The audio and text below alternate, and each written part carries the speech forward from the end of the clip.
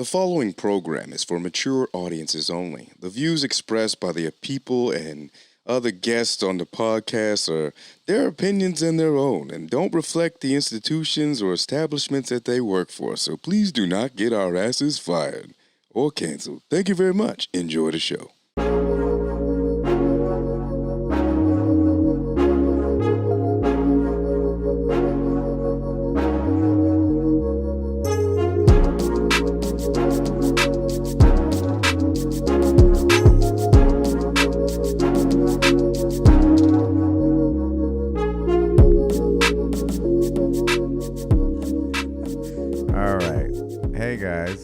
Hey, welcome to Glad You Made It podcast, episode 3. You can watch this episode on YouTube if you want. We made the recording area very nice. You know, our dog is annoying the shit out. I like how my dog was quiet the entire time we were setting up. And as soon as you hit record. Yeah, decided to move his ass out the way. Wilson, hop on up, dude. All right, up. Come on. Up. Come up. There you go. There you go. Oh, there you go. Now Show your, just your. If you subscribe now to my channel, you can see our dog's butthole on YouTube. Yeah. I don't. Off to a great start in the podcast realm. Join with me is my lovely wife, Kat. What's up, babe? Hi. We just got. If we sound tired, it's because we are. We are. We just got back from Vermont, hanging out with some friends. It was a good time to be amongst nature. The Green Mountain State, I believe that's what it is. We got no maple syrup. We bought a lotto ticket. Oh yeah, baby, we got a lotto ticket and we did not win. We did not. Again, 1.2 billion. We talked about this last time. I know, but 1.2 billion, that was pretty dope. Like as we record this, the ticket has gone unclaimed, and it's somebody in Illinois. I think they claimed it anonymously. Oh, anonymous? Maybe. I don't know. Are you struggling? Illinois. Anonymous. Yeah, I was like, what happened there? Anonymous? Anonymous. No. I don't know. Look it up. Look it up. But we got a pretty cool episode today. We got Karen Morgan. We met at the Nantucket Comedy Festival. That was a good time. Sure did. She had some great pants on. But yeah, I know. We keep talking about how cool her pants were, but she's a great comic too. She is. Yeah. She just happened to be wearing some great. She had like these 70s flare pants. They're great. Yeah, they were cool. When you're going to a comedy show, and for the record, we looked like we just came from the gym. Everyone's looking nice. It's Nantucket. And then we show up and out pops. We go to the first show and out pops this wonderful woman with these cool pants. I know we keep talking about these pants, but we'll find them. We'll find a picture. We'll find a picture and y'all can see the pants and probably get you some. I want to, baby, can I get you some of them pants? No. Okay, fine. You didn't like, so you like the pants, you just didn't like them for you. I like them on her. Okay, fair. All right. Yeah, we were in Vermont. It was cool to be amongst nature. No maple syrup, no lotto ticket. I went and got coffee for everyone. That was interesting because I walked into Dunkin' Donuts at 9 a.m. and I ordered those big boxes of coffee. Box of Joe. A box of Joe. Box of Joe.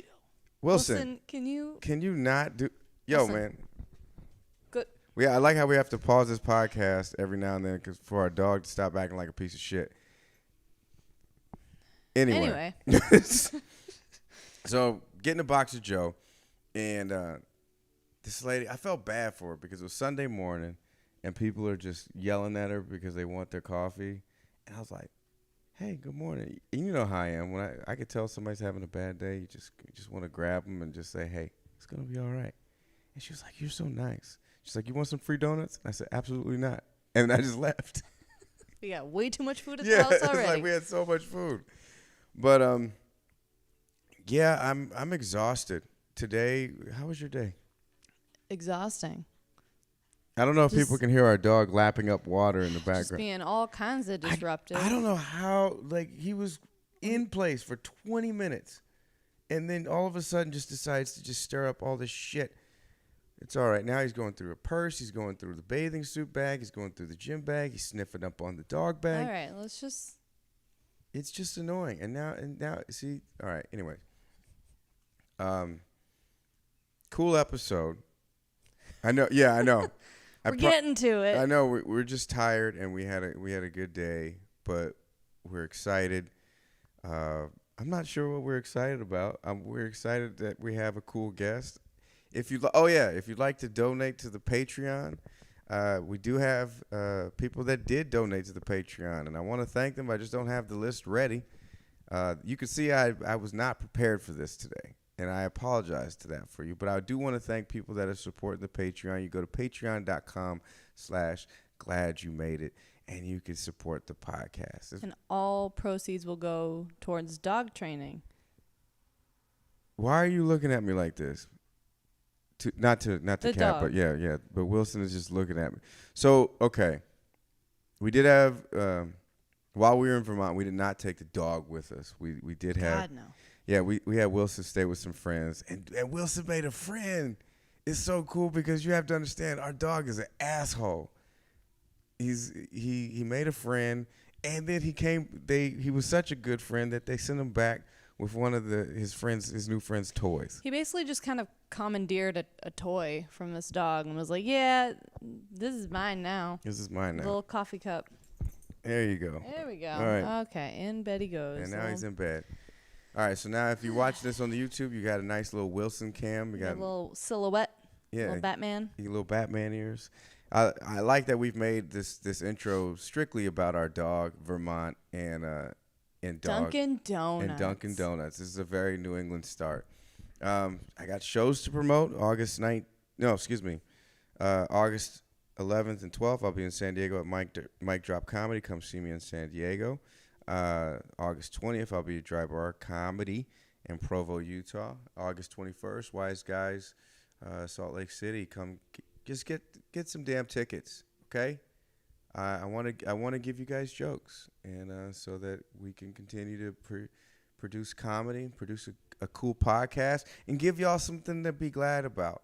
I love this. I love this vibe, and I appreciate the nice texts, that we get from people in the emails, and we got some cool guests coming up. Some have confirmed, some have not confirmed, but have given me a sure or a yeah. Okay. Yeah. The okay was another one that I got. A lot of people have left me on red.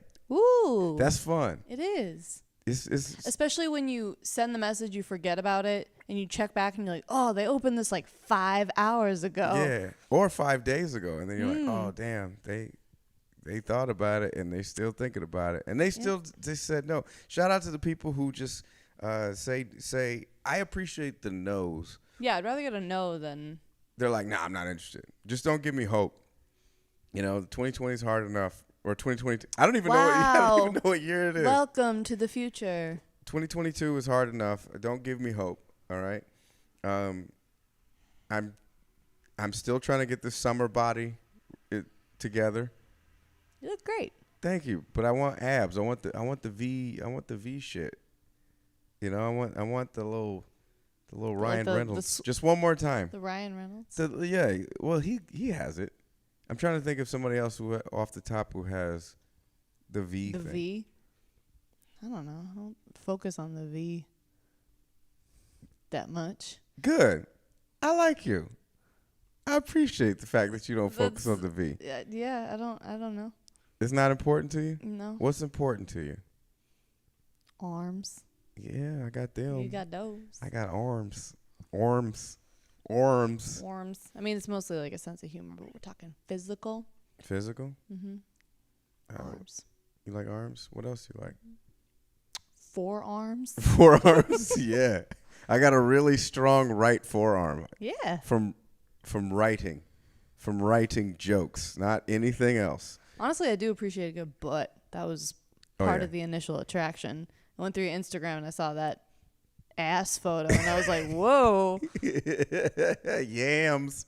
Yeah. I was out there taking butt photos back in. No, you were getting a tattoo and you were like laying on your stomach. Oh yeah. and your butt was just like. Oh yeah, that's a classic. That's when I got my Star Wars tattoo. For the record, I do not have a Star Wars tattoo on my butt, but I have one on my back right heel.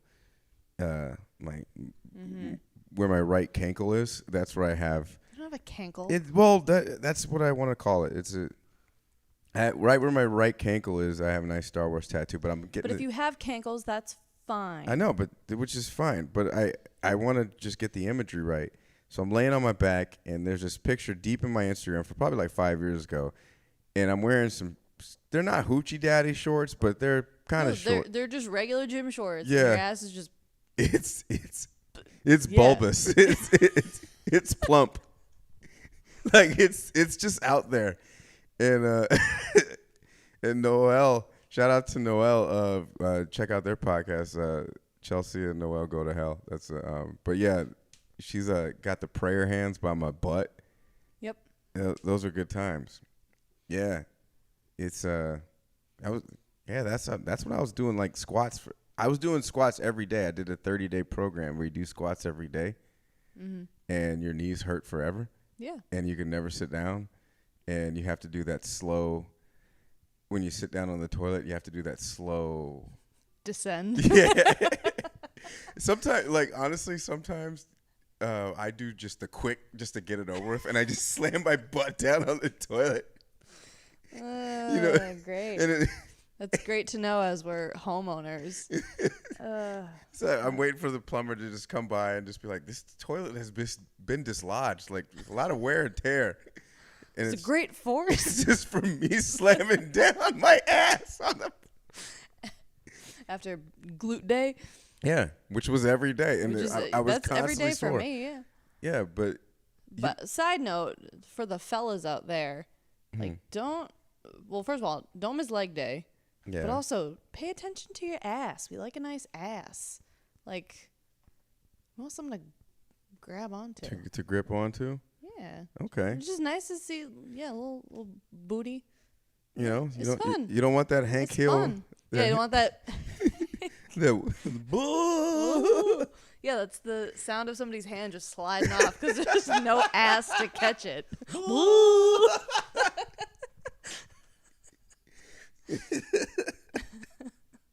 Like, okay, who's got Hank Hill is, when you think flat asses, you think of Hank Hill, the ultimate of long back. Who else got a long back? For those who don't know, a flat ass is also known as a long back. Who else can you think of? I just immediately think of this guy that I was walking behind the other day. And he had a belt on that was like hanging on for dear life because it had nothing. What's the point of the belt? Yeah, exactly. I was like, sir. Well, maybe was the belt to just hold everything in place? Otherwise, he's just walking around with his pants down at his ankles. I guess. Do you know that there are grown men that still like pull their pants all the way down when they go to the bathroom and like at the urinal? I've seen it. It's so weird. When I used to work at this bar, there was this one guy who would always come in, pants at his ankles, he'd do his business, and everyone had to pretend it was normal. But how do you not notice, like, take that social cue of like, oh, everyone else around me is not doing this. Maybe I'm doing something weird. Or are they just super committed to like, yeah, this is how I piss. I'm not changing it. Sometimes you just gotta be. I mean, I respect it. Sometimes you maybe it's a comfort issue. Maybe he's, who knows? Maybe he has trouble going, or he just had one really bad incident where he like pissed on. Wilson's over here disapproving of this conversation. I don't know. Maybe there was an unfortunate incident with some pants. And he was like, let's get these out of the way forever. That's right. Well, fellas, don't miss leg day. Do squats with great force so you can sit down and possibly dislodge a toilet with your phenomenal ass. But keep those pants up when you're standing up to pee. And if you're worried about not fitting your jeans, this is not. I don't work for Levi's, or Express, but their athletic fit with the stretch. Levi's 541 for men with ass. It is great. Okay. That's the Levi's. If you want to send me a check or a lifetime supply so my ass can fit in them jeans, I would greatly appreciate that. If you're watching the YouTube right now, I got a little thigh meat hanging out. We out, it's got a little thigh meat. So you hear that smack? That's all America right there. That's all America. Look at these thighs. I'm dislodging toilets out here. It takes a minute to take my jeans off. I gotta jump to get in these pants. It's fun to have ass like that, cause you know that, like you know that your strength comes from within. All right. Anyways, we're gonna take a quick break and give y'all something to be glad about.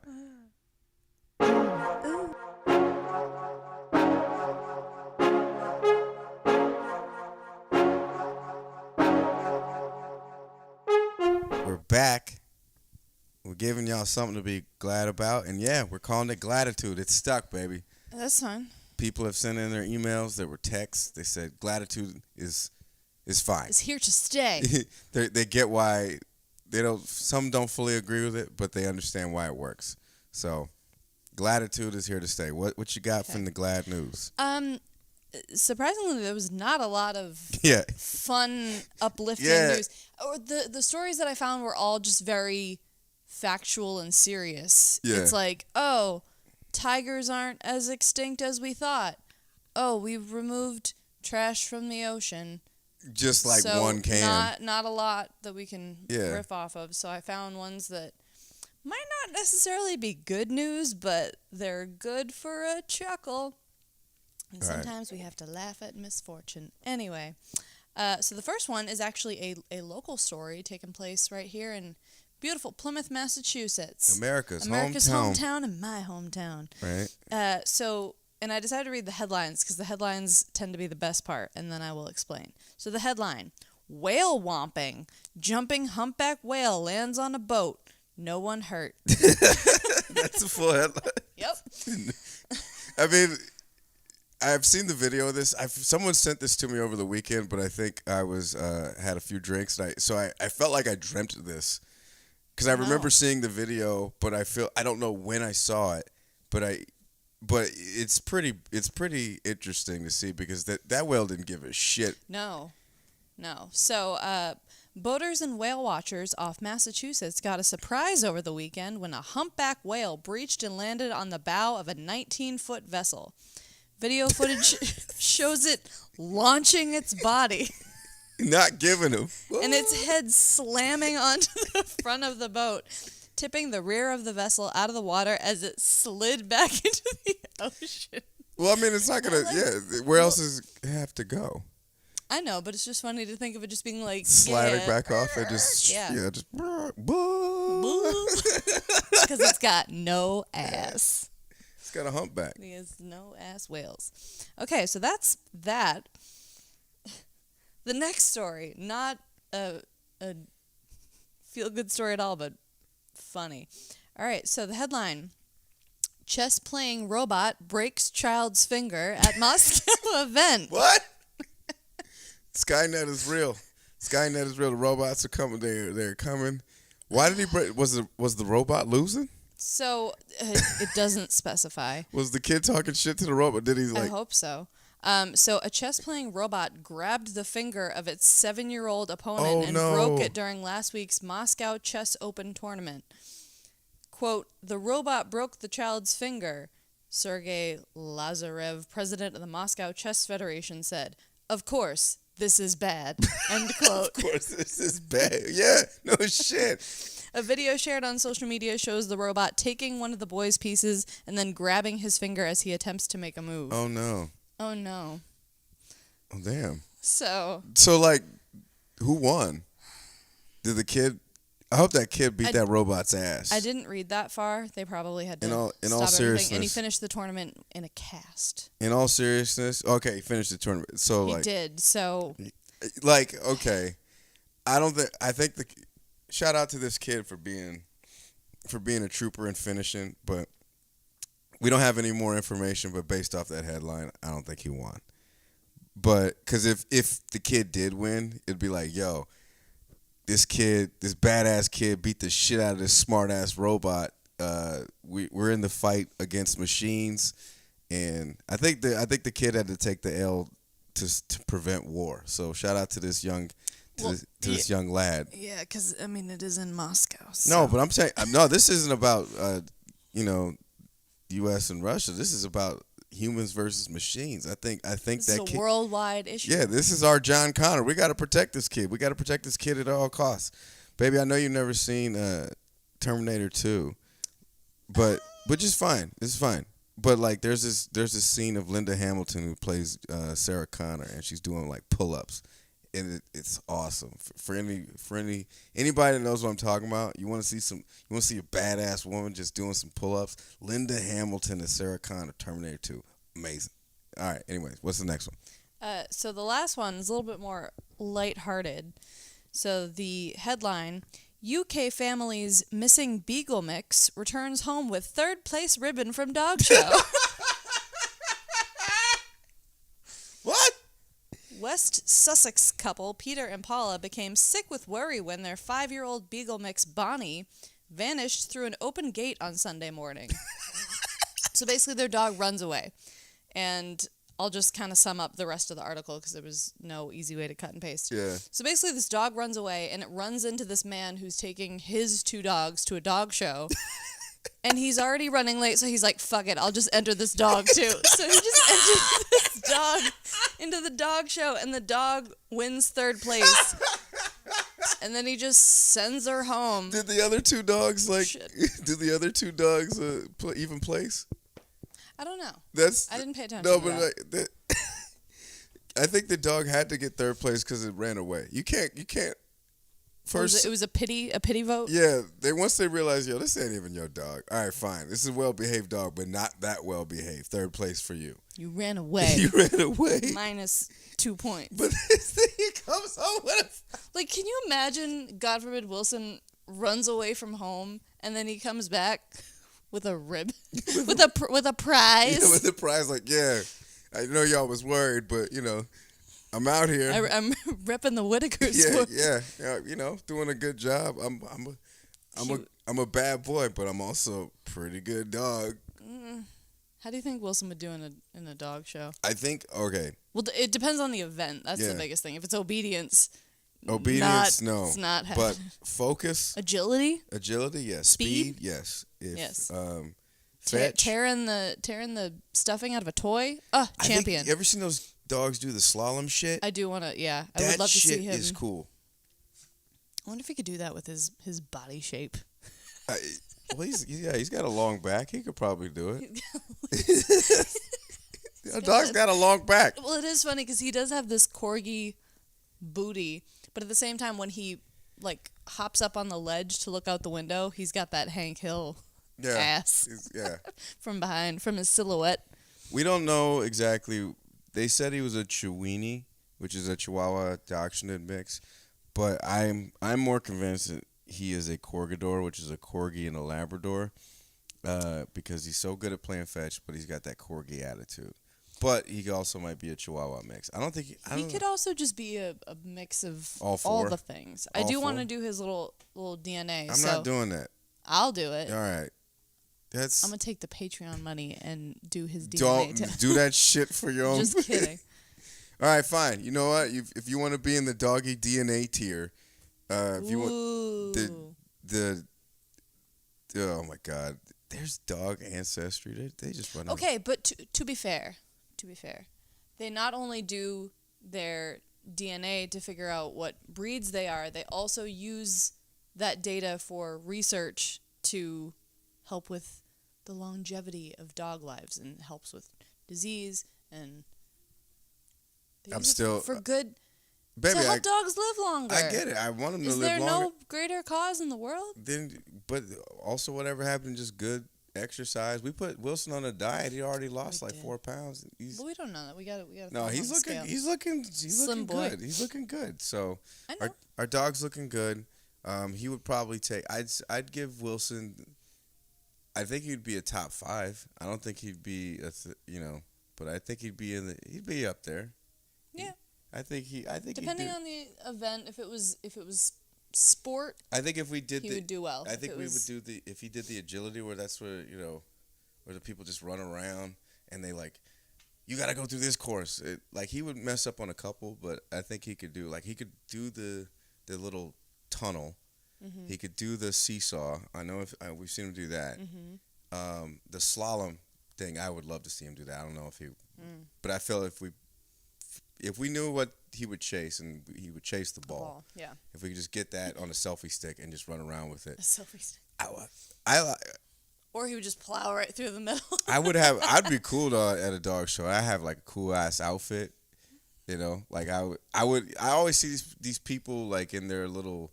Well, I love how I get it because it's the decorum of the dog show, but I love how they're full on running with this dog, but they're in like a suit.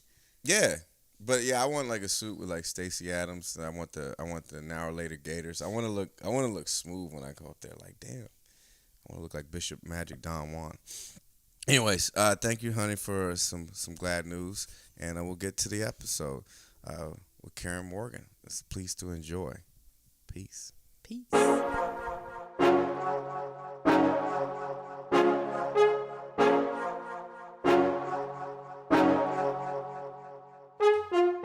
In studio, but in her own house, we have the very funny, the very talented, the very in shape, Karen Morgan. I don't know about the last part. I'm here. Okay. How's that? I'm in my All chair. You just talked about before we had the cameras rolling. You were just talking about going for a swim in 51-degree water. No, thank you. Well, you No, have a thank you. wetsuit. You have like I'm a Georgia girl, but I live in Maine, and so I've had to learn to swim in cold water. And I don't love the cold water.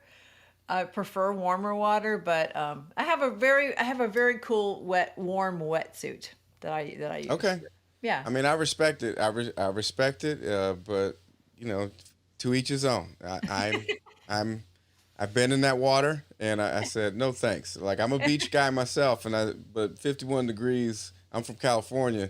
It's a little bit warmer in our water. This Atlantic stuff is I can see why the lobsters taste better. They just They do. right? They do. Yeah, Well, so- I was not in 51 degrees this morning. I think it was probably like 65 this morning, but I'm getting ready for Still the too one cold.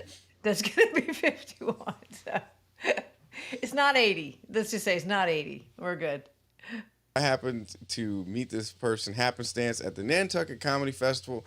My wife and I rolled in late because we had regular things going on. We couldn't come in on Thursday night, but we showed up Friday evening. Hadn't even changed into our show clothes. We looked like someone joked that we looked like the trainers for the comedians, and because we were still in gym clothes.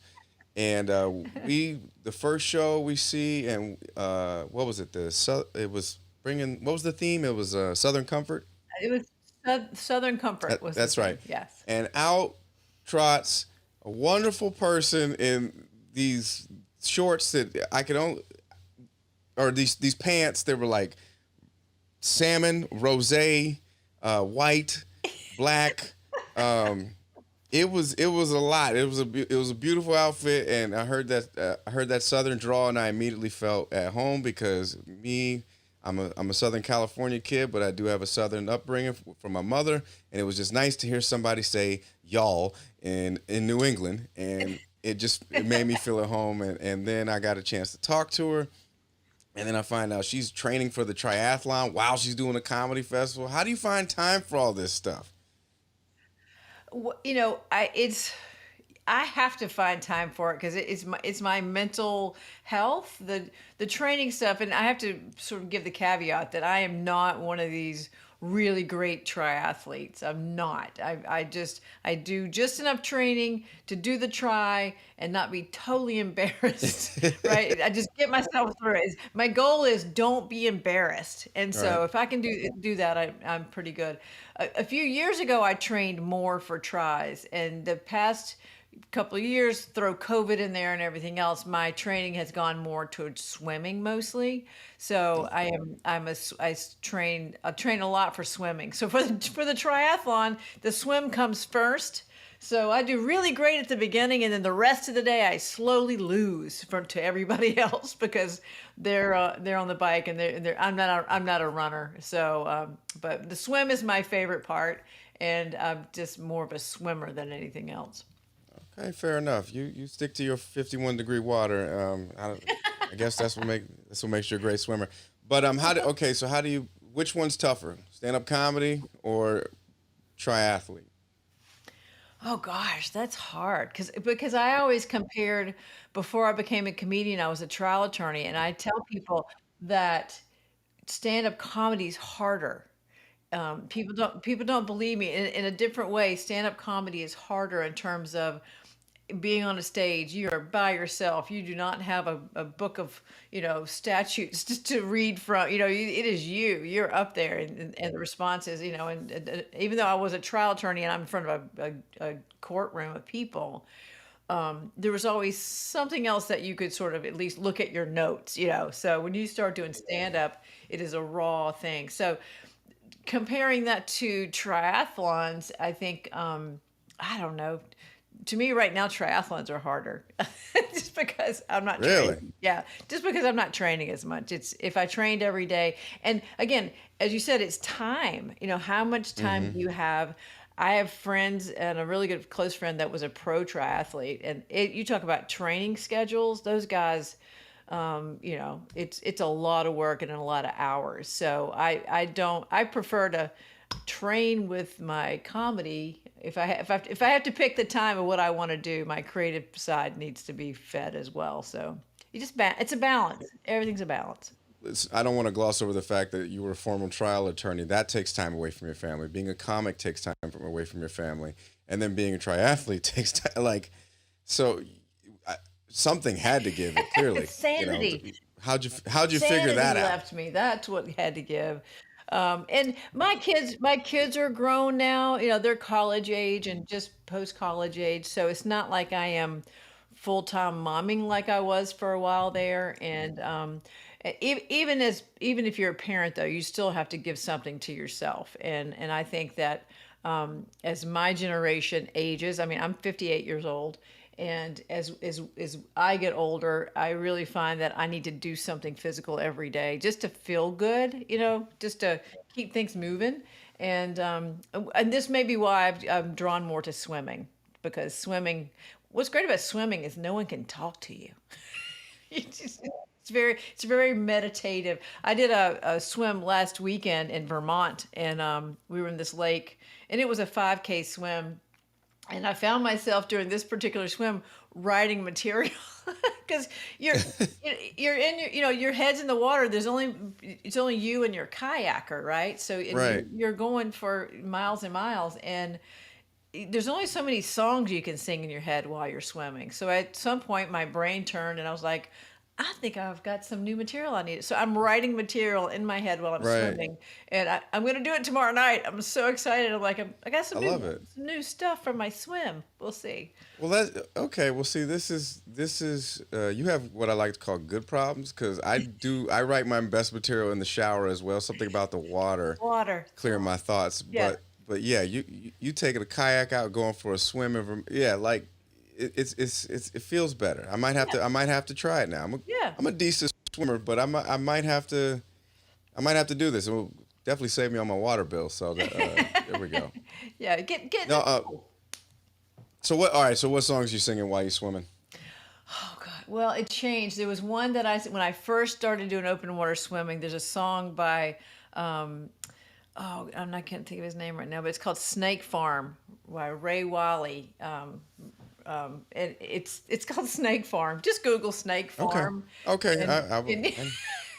and it's hilarious, and it's just a song. And there was something about the rhythm of that song that it was just the right Okay. speed of me swimming because if you're in the water for 3 hours, you gotta you gotta do something. Why are you in the water for 3 hours? Well, depending on how far you're going, like the 5K, if I do a 10K or the 5K took me an hour and a half, so that's 3.1 miles. So it's an hour and a half in the water. But there were people, Jay, there were people that did 25 miles at this thing on Saturday. And so that was my question of them. I'm like, what do you think about? Like, I'm writing jokes. What are y'all thinking about, right? And there's 6 hours in 7 hours, 8 hours in the water. When I think about 3 hours in the water, all I think about is my skin personally, because I'm big on moisturization, and I believe that our not just our body should stay hydrated on the outside, or excuse me, on the inside, but also on the outside. Like, Yeah. what type? Take me through what kind of lotions, oils. Like, I need to know, because all Emollient. yeah, 3 hours in the water. It just sounds like just being a prune when you come out, just ashy, just gross. Nope. Nope, nope. Well, again, I wear a wetsuit, and but there were people at this race that we did on Saturday. As a matter of fact, we were the minority of people in wetsuits. Most people did not have a wetsuit on, and I don't know. I do get cold, so I like to wear a wetsuit either way. And you do feel a little pruny when you get out. You feel a little tired, and it's I'm hungry. I'm super hungry when I get out of the water. Okay. Something about eating. All right. So triathlete meal. What's your best post triathlete meal? This is terrible. My triathlete meal is about what used to be my pre-show comedy meal, which was a Slim Jim and a Mountain Dew. So, Oh my gosh, you are. Yep, you are yeah. definitely a true comic. Yeah. So Just that was my pre-show meal for comedy has not changed since I started yeah. 18 years ago. Same But thing. but isn't it the best feeling? Just to just have that it reminds you of when you were hungry and Yep. you're like you're starting out. It kind of grounds you. You know Yeah. what I mean? Like It I does. have to have chicken wings. Okay. Yeah, just chicken wings with the sauce on the side because I'm an interactive type of person. I like to dip, and I write with I'm right-handed, so I write with my right money set down with my right hand, and my left hand is doing the dipping. It's Are it's you my a problem, not yours. are you a blue cheese or ranch person for the Blue- dip? I am a blue cheese person. Okay. I am a blue cheese person. That's classic. Ranch, Yeah.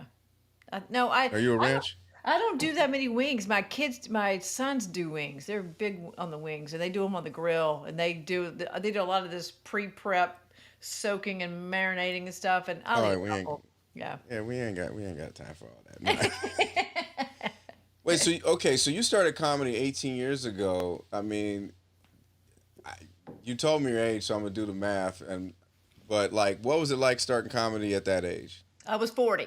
And in terms of being a comic, I was usually the older one in the group, but at the same time, there's something about the life experience of being 40, mostly the life experience of having 3 kids, that there's a great feeling of not really caring what other people think. And to me, that's a huge thing in comedy, that you've got to truly be yourself.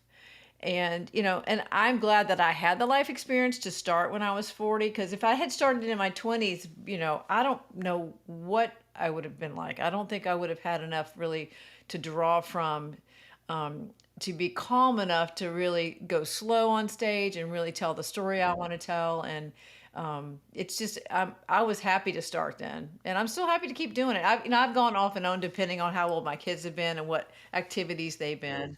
You know, No, that's awesome. No, I mean, just yeah, you showed up with tons of life experience, a polished public speaker. So I mean, if it seemed like you just probably fit like a duck in water. Did you start in? Now you mentioned you're from Georgia. Would you start down south or start up in Maine? I started in Maine, so I moved to Okay. Maine. I've been in Maine 26 years now. I met my husband on a blind date here and moved up from Atlanta, and so still practicing law. But my youngest was 2. Wait, I'm sorry. We're just gonna gloss over a blind date from Maine and Atlanta. Like, wait, what? Yeah. So my husband is from Boston, and Yeah. Okay. he was living in Maine, and he was in building stuff at the time. He was building a house for my aunt and uncle, and my aunt and uncle were like, "Oh, you should meet our builder. He's so cute. You'd like to meet him." And I was like, I am not so desperate as to have to go all the way to Maine from Atlanta for a date, and then Right. I did. So I so I came up and I met him, and then I moved up here 6 months later and went to a different law practice up here and took a second bar exam. So it was true love, and we've been married 26 years now. So it's Above the Mason-Dixon for love. I love it. I love it. yeah, I'm still cold most of the time, and I have a hard time like in March and April. It's like the lack of spring. I think that's when I have the Yeah, hardest time because in down in Georgia, that's when the azaleas are blooming and absolutely. everything. That's a hard time of year. But otherwise, it's a great place to raise a family. Mainers are down to earth, real people. They're wonderful. They're harder to get to know than Southerners in a good Yes. way. Because how Southerners are nice to your face, but you don't know if they really are nice. It, it's the bless your heart kind of thing. You don't know if they're being really nice, but Mainers, they have integrity. They won't. It takes longer to get to know them, but when you do, they are true friends. So I've No, enjoyed living here. I 100% agree with that. That's a solid assessment of Maine. I just last month I was in Maine for the first time, featuring for Bob Marley, and it was a good time. I was in Dover, Foxcroft, I think I want to say, Yep, and then yep, yeah, Ogunquit, but I stayed in Bangor, but like people were they were curiously friendly, and which kind of caught me off guard because I'm so used to uh, Bostonians that are can come across a little like cautious. So but it was cool. But once I yeah, got a chance to just chat people up, they were really really nice and really fun and really endearing. yeah. So wait, I want to fast forward to what you're doing now. Like I know I peeped your website. I want to talk about the Karen's tour. If you go on KarenMorgan.com, you'll see that she has some dates coming up at for the The Karens. How Karen, did this come the about? Karen. So my friend Karen Mills, who's a Hmm. wonderful lady, a wonderful comic, and who's been doing comedy longer than I have. I've known her for years, and I met her through Vic Henley in Nantucket. And anyway, when all this Karen phenomenon started happening, of course, Yeah, I was figured. Yeah. we tried to wait it out, but like, well, I guess we're just going to have to embrace it now. So Hmm. the two of us decided, hey, let's just do a tour and just call it the Karens. And again, she's such a talented comic and just a great lady. And so she lives down in Tennessee, and I live up here. So our first show for the summer is going to be in Wabash, Indiana. So it's actually Okay. in August, and then we go from there. I go from there to Tennessee, and then we have a bunch of dates in the fall. So, Yeah. and but Karen's got dry bar comedy specials as well, and she Yep. she works clean. So she and I both do more in terms of theater shows. I don't really Yep. do the comedy club circuit. I do more theaters. So, and she does as well. So it's a nice fit for the two of us to get together. That's awesome. So, and I mean, also, yes, forgot to mention, yes, we're all a dry bar family, Yes. so to speak. I'll be going back next month to do another one for Dry Bar Encore. It's gonna be a good time. Yeah, And they're great. what was that experience like taping for Dry Bar? It was great. Even Hmm. it was the first one was really fun. The second one was even better because I was more comfortable with what the process was, and the people there are Yeah, just so nice. The way they they did it. really are. I did my second one last September, so it was sort of post COVID. So there were people in the audience that had masks on, and it was after the. I know some people had taped their specials when people they had fewer people in the audience, so it was kind of tough. Yeah, So, but it's just such a nice audience, and I like. I work clean anyway, so it wasn't like I had to yeah, change a whole lot of stuff. So, it's just a good environment. They treat the comics great. I think what they have done is so smart in terms of creating this yeah, this this community of us dry bar comics. It's been kind of nice. yeah.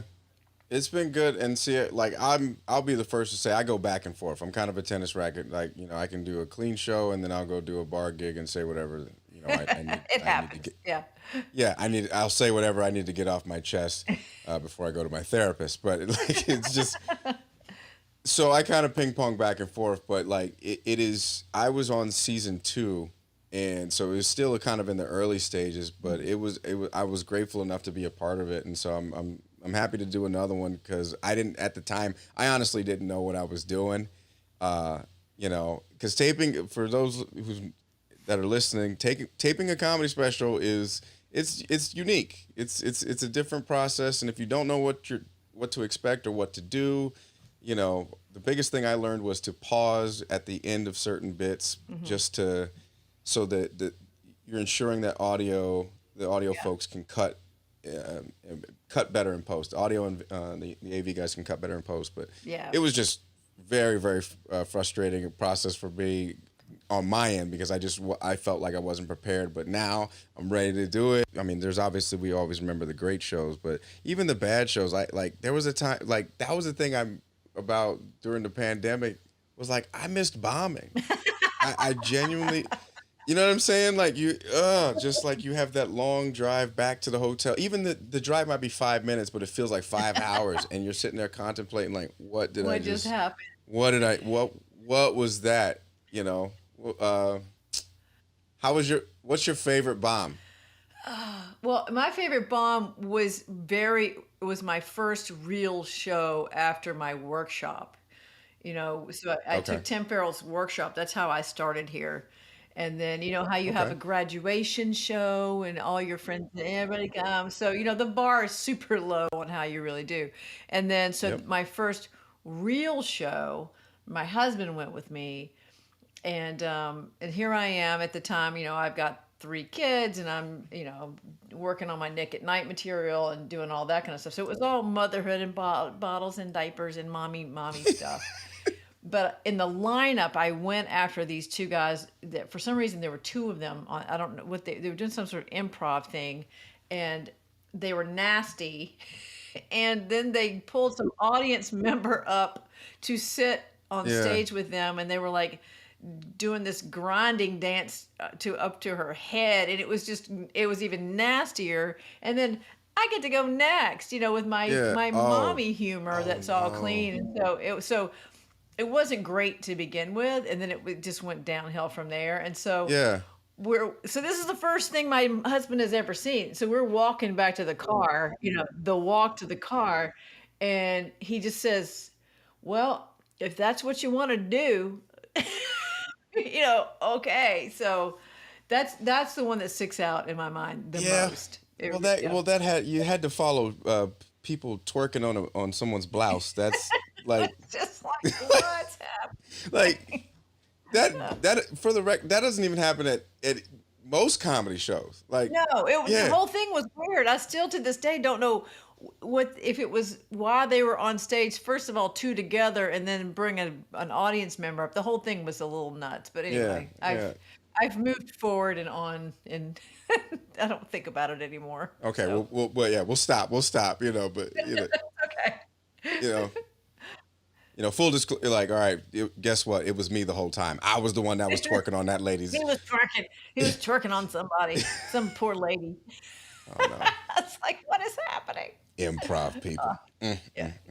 What are those people? I took an improv class once. Yeah. Somebody told me, "Oh, it'll help with your crowd work," and I was like, I don't know. Improv was. I have friends that are improvers. They're Yeah. great at it. I love to go watch their shows, but I'm like that with you in 51 degree water. It is. It is not for me. Yeah, It's yeah. not my thing. Karen, I do appreciate you just taking time out of your busy day. I know you could be swimming or singing or No, just you don't want me to be having singing. some You cocktails don't and want me to pajamas. sing it. No singing. Oh, I will have to shout out to Jimmy Dunn, who is going to be my kayaker for the Nubble Lighthouse swim. So I love I'm doing a Jimmy. show with him tomorrow night at down in. Oh, please give Yeah. my So regards. yeah, That's my yeah. guy right there. Gave me a warm welcome when I moved to the Boston And scene. Made he's me one feel of my really favorite people, and that's what I love. And I'm yeah. so pleased to know you now, Jay. So another another Yeah. group of us New England people, and we cross paths quite often, which is kind of nice. Yes, we do. It's nice. So and yeah, like I said, I when I met you, I was like, hi. I was like, oh my gosh, she's an attorney, comedian, mom, and then just triathlete. I'm like, I was like, I need that secret sauce. So like, I just appreciate you sharing your experiences, sharing your knowledge with it, like and much love and success to you, and it means a lot just for you to take time out of your day. Well, So it's been my pleasure, Jay, and again, welcome to the New England comedy community. And we haven't been on a show together yet, but I have a feeling that we will someday. So yeah. I hope that will be soon. Yeah, if you need a 6'1" brother to hop out during the Karen show to make it awkward for I feel everybody like involved, you need to be the third Karen. I think that might be it. just like, hey, just get the. I just want the audience reaction. I don't even want to do time. Just let me bring y'all out. We'd like to introduce Just our come third out. Karen Whitaker. Come on out. It's Yeah, and just turn the cameras around to the audience. I want the audience reaction, like how they show the audience reaction in like scary movies like Paranormal Activity, and you're like, I just want to see that reaction, and then I will just put that on a 10-hour loop on YouTube and monetize it. well, There we go. Wabash, Indiana. You can come. It'll be great. All right. All right. Well, thank you so much for your time, and I appreciate you. You have a good rest of your day. I'm glad you made Awesome. it. Thanks, Jay. Have a good one.